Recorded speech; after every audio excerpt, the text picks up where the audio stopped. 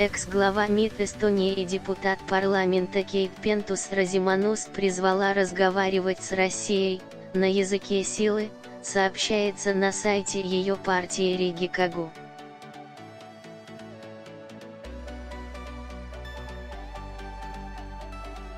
Если есть язык, который понимает Россия, то это язык силы. Мы не должны бояться говорить на этом языке, отметила депутат.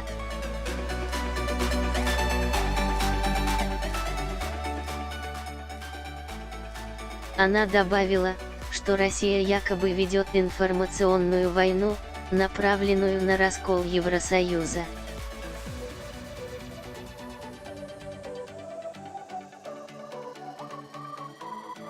По ее словам, действия Москвы направлены на то, чтобы внедрить в мае в новый состав Европарламента как можно больше своих агентов, из всех уголков и политических спектров Европы.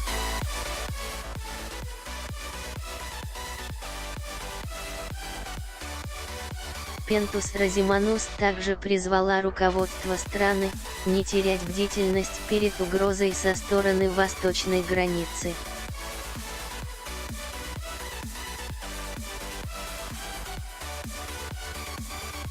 В начале месяца министр юстиции Эстонии Урмас Рейнсалу обвинил Россию в нарушении Тартусского договора и потребовал возместить ущерб от советской оккупации, который он оценил в 90 миллиардов рублей.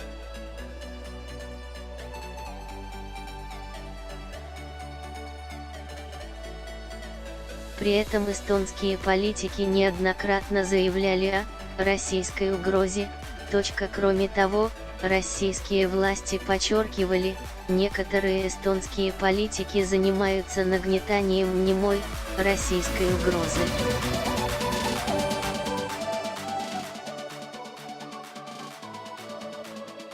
Во внешнеполитическом ведомстве также заявили, что многие подобные заявления направлены на отвлечение внимания от проблем внутри Эстонии.